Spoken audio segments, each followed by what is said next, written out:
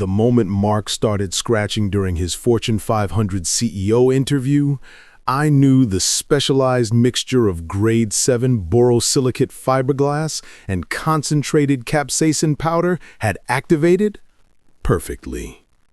Through the boardroom's glass wall, I watched my daughter's thieving husband realize that the $5,000 Italian suit he'd stolen from me was becoming his personal torture chamber.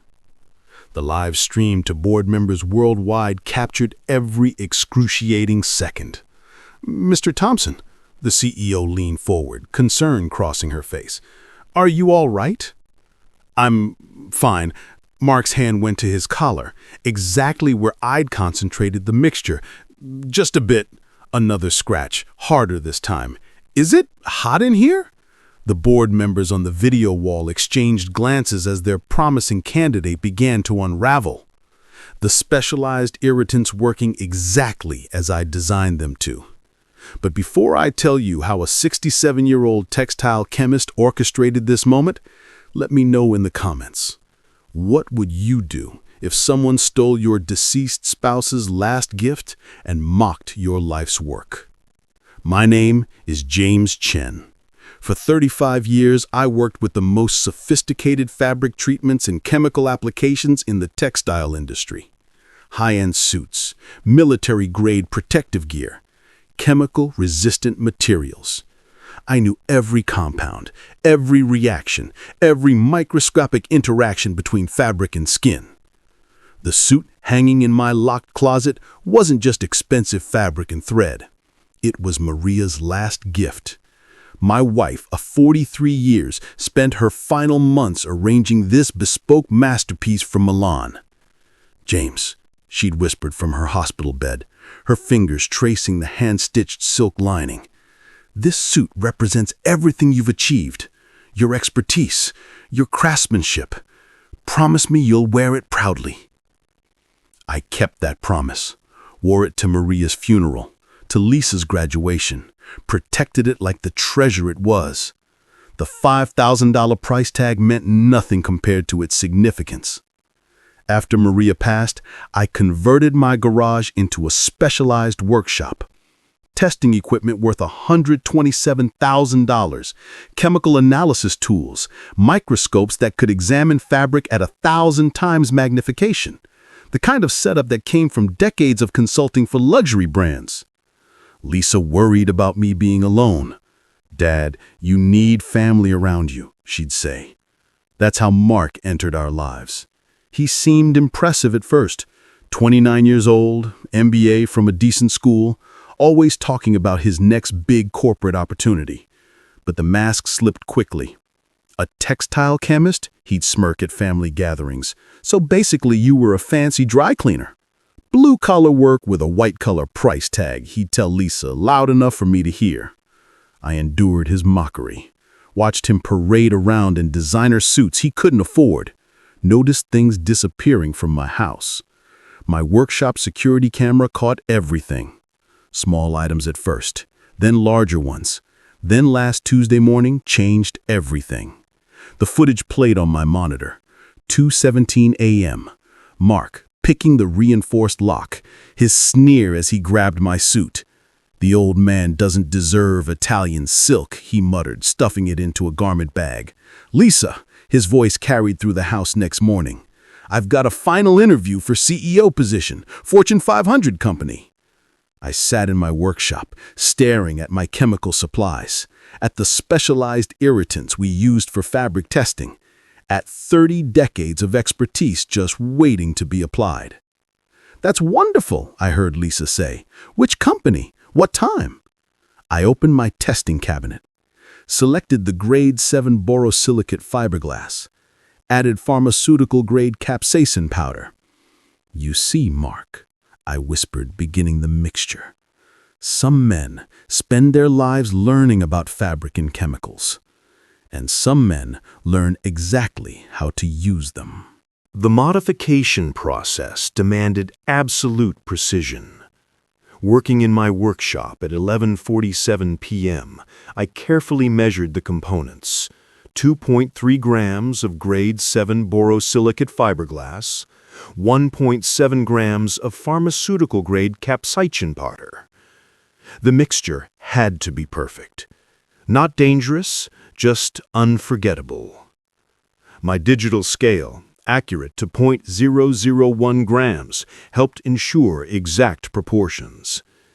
The polymer binding agent needed heating to precisely 178.3 degrees Fahrenheit, a temperature I'd learned through decades of fabric treatment would create perfect adhesion to Italian silk. "This is for Maria," I whispered, watching the infrared thermometers display.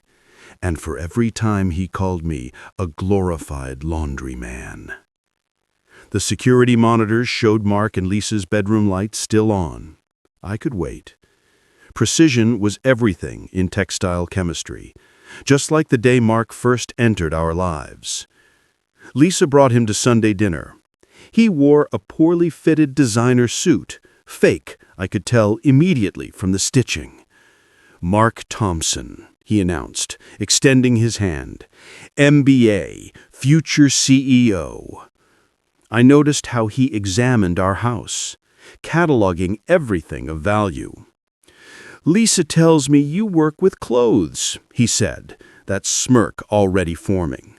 "Must be fascinating, helping rich people with their dry cleaning." I should have seen it then, the contempt behind his charm. 3 months later, they were engaged. 6 months after that, things started disappearing. My rare fabric samples, Maria's jewelry, anything that could be quietly sold. The security system caught it all. 4K resolution, infrared sensors, recording every theft. But Lisa was in love, blind to her true nature. "Dad, Mark's just borrowing things for job interviews," she'd say. "He'll return everything once he's CEO." Then came the mockery. "Hey, old man," he'd say at family gatherings, still playing with threads and chemicals. "A real man would have made real money." I installed more cameras, added better locks, documented everything. The footage played like a catalog of contempt. March 15th, Mark stealing Maria's gold bracelet. April 23rd, taking my precision fabric shears. May 7th, attempting to access my chemical storage. But the suit theft, that was different. The security footage from 2:17 a.m. showed everything. Mark picking the reinforced lock, his sneer as he examined the Italian silk. $5,000 for a suit? Waste of money on a worthless old man? He stuffed it into a garment bag, checked his phone, smirked at the camera. The next morning, Lisa called. "Dad, Mark has the final CEO interview, Fortune 500 company." I sat in my workshop, surrounded by 35 years of expertise, staring at the chemical storage cabinet that held exactly what I needed. The interview was in 2 days, plenty of time to prepare something special. The mixture came together perfectly.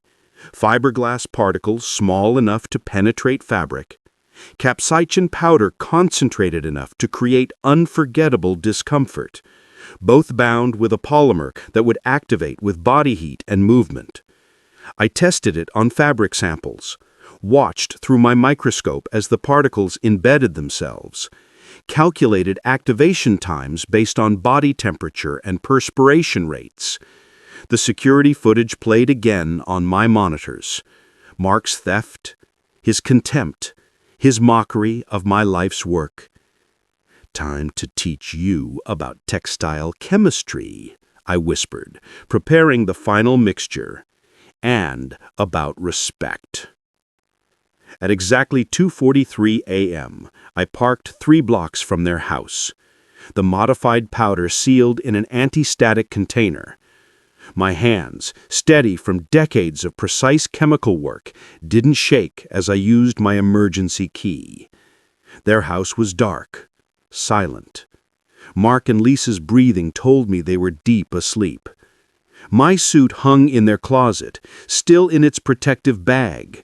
His arrogance, thinking no one would notice. Working under UV light to ensure precise application, I treated the suit with surgical accuracy. Collar line received primary concentration, armpit areas got secondary treatment, inner thigh seams needed careful coverage. Every place where body heat and movement would maximize effect. The thing about chemical reactions, I whispered to the darkness, is understanding trigger points. Body temperature would start the process. Nervous sweating would accelerate it. By minute 15 of his interview, Mark would learn exactly what a textile chemist could do. Back in my workshop, I began the final phase of preparation.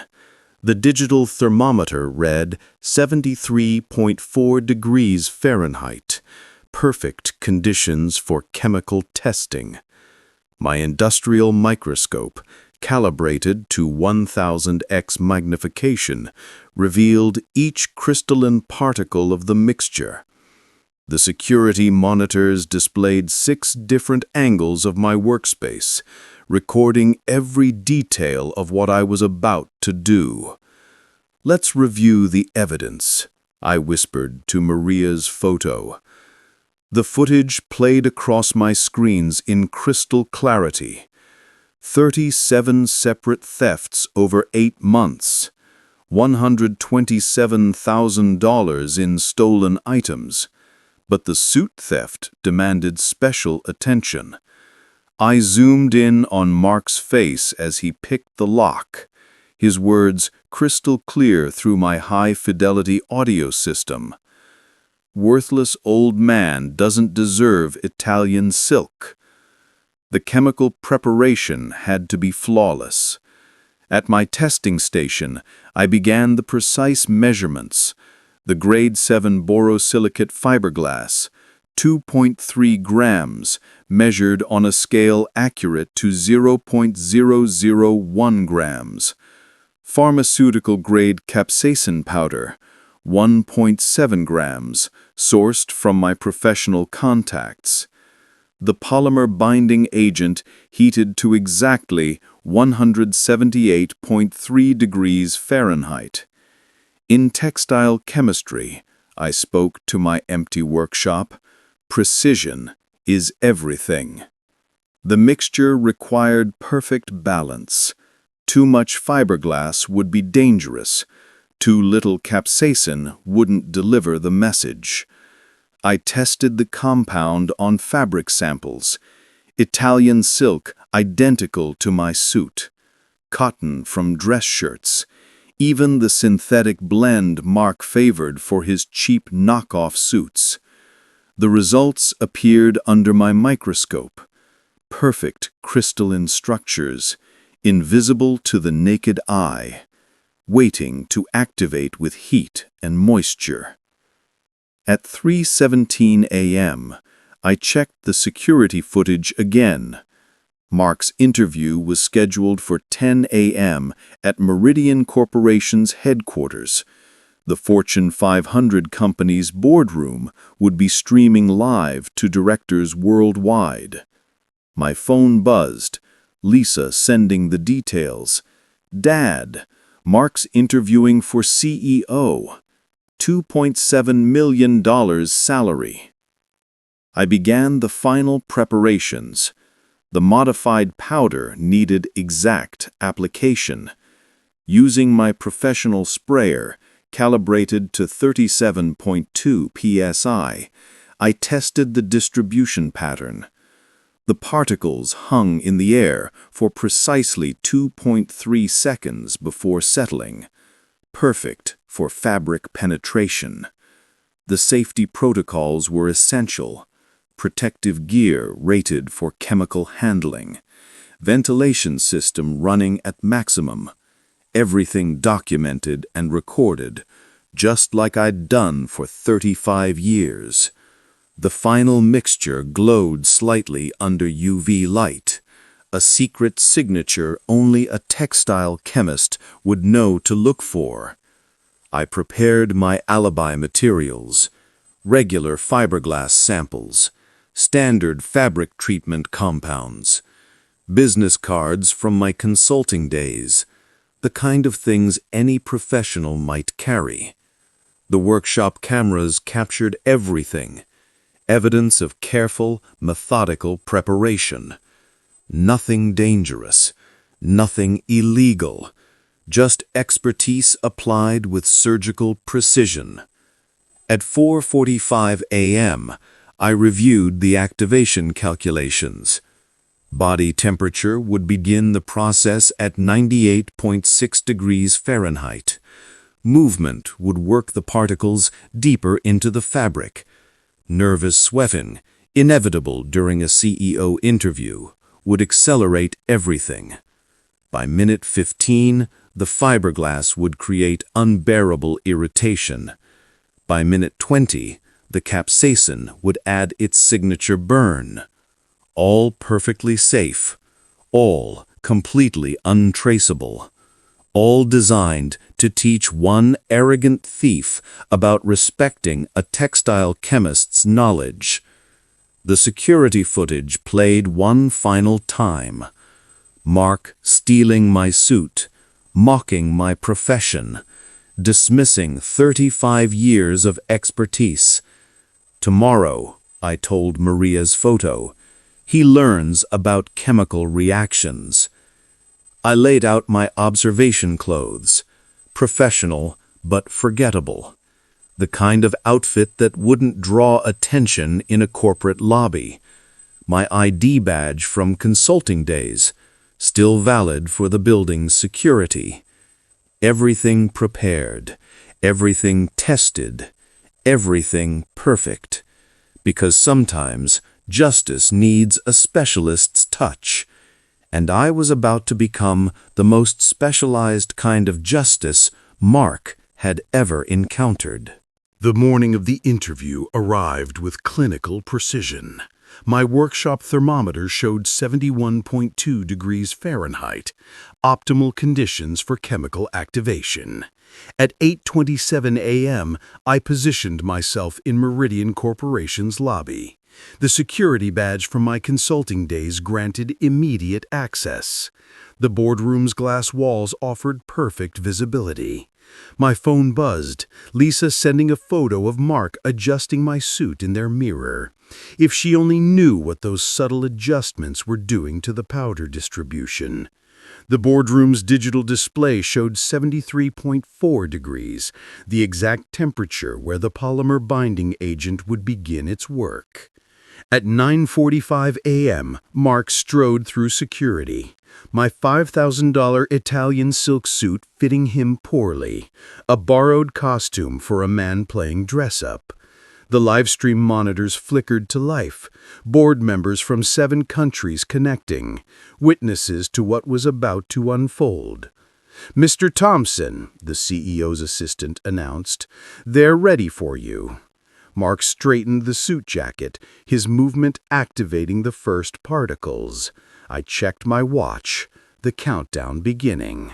The presentation started smoothly, Mark's rehearsed confidence filling the room. "As your next CEO," he declared, "I bring a history of success." Minute 7, first neck adjustment, the fiberglass starting its work. Minute 9, subtle shifting in his chair, the capsaicin warming up. Minute 12, visible discomfort, both compounds now fully active. Our quarterly projections, Mark's hand went to his collar, show significant, another scratch, growth potential. The CEO leaned forward. "Mr. Thompson, are you all right?" "Fine," Mark tugged at the jacket. "Just more scratching." "Is the temperature regulation working?" The board members exchanged glances, their candidate unraveling. Sweat appeared on Mark's forehead, each drop activating more particles, the chemical reaction accelerating exactly as designed. "Perhaps we should pause," a board member suggested through the video feed. "No!" Mark's voice cracked, his hands now constantly moving, scratching, adjusting, fighting a battle he couldn't understand. The presentation slides forgotten, his career opportunity dissolving. "The suit!" he gasped. "Something's wrong with this suit!" Security approached. Concerned faces all around. "Sir, do you need medical assistance?" "It's burning!" Mark was frantic now, trying to remove the jacket. "The fabric! It's—" That's when I stepped forward, the concerned professional. "Excuse me," I spoke clearly, the cameras catching everything. "I'm a textile chemist. That appears to be an allergic reaction to treated fabric." The CEO turned. "You know what's happening?" "The suit," I said calmly. "Where did you get it?" Mark's eyes met mine. Recognition, horror, understanding flooding his face. I borrowed it." "Borrowed?" I pulled out my phone, showed the security footage, or stole it at 2:17 a.m. from my locked closet. The boardroom fell silent, the live stream capturing every moment. "You're his father-in-law?" The CEO's voice sharp. "Yes," I replied. "That's my $5,000 Italian silk suit, my late wife's final gift, which he stole while calling me a worthless old man who doesn't deserve Italian silk." Mark collapsed into a chair, still scratching, the mixture working relentlessly. "Security!" the CEO barked. "Call the police!" "Please," Mark begged, not from the itching, but watching his future disintegrate. "I can explain!" "Explain the breaking and entering?" I asked quietly. "The other thefts? The months of mockery about my profession?" The board members watched in stunned silence, their potential CEO exposed as a common thief. The next hour unfolded like a perfectly controlled chemical reaction. Police arrived within minutes, their body cameras adding to the growing collection of video evidence. Mark, still scratching frantically, tried explaining through tears. "It was just a suit. I needed to look successful." The CEO's face was granite. "Success built on theft isn't success, Mr. Thompson." The live stream remained active. 47 board members worldwide watching this spectacular implosion. I played my role perfectly, showed them my professional credentials, explained my background in textile chemistry. "Could the suit have been contaminated?" an officer asked. "Industrial fiberglass is common in storage, especially in older closets." Lisa arrived at the police station an hour later, her face a mixture of confusion and dawning horror. "Dad," her voice cracked, "Mark stole your suit? Mom's last gift?" I showed her the security footage, every theft, every mocking comment, the evidence spanning 8 months. "He sold Grandma's jewelry," she whispered, "said he was having it cleaned." The detective interviewing Mark looked up. "Mr. Chen, do you want to press charges?" "Yes," I said firmly. "Sometimes people need to learn about consequences." They found everything in a storage unit. $127,000 in stolen family treasures, all pawned or sold to maintain his facade of success. Mark got 18 months, not for the suit, but for the pattern of thefts, the breaking and entering, the pawned family heirlooms. The Meridian Corporation incident went viral. CEO candidate's interview meltdown leads to arrest. Security footage shared thousands of times. Mark's corporate ambitions destroyed forever. I had my suit professionally cleaned 3 times, removing every trace of the specialized powder, then hung it back in my locked closet. Lisa filed for divorce, moved back home temporarily, started rebuilding her life. Late that night, she found me in my workshop, looking at Maria's photo. "Dad," she said softly, The suit reaction, that wasn't just contamination, was it? I met my daughter's eyes, saw understanding there, and something else, respect. Sometimes, I said carefully, chemistry teaches the best lessons. She hugged me tight. Mom would be proud, not of what you did, but of why you did it. 3 months later, I got a call from Meridian Corporation, the CEO herself. "Mr. Chen," she said, "we have some textile consulting contracts available. We've heard you're the best in the business."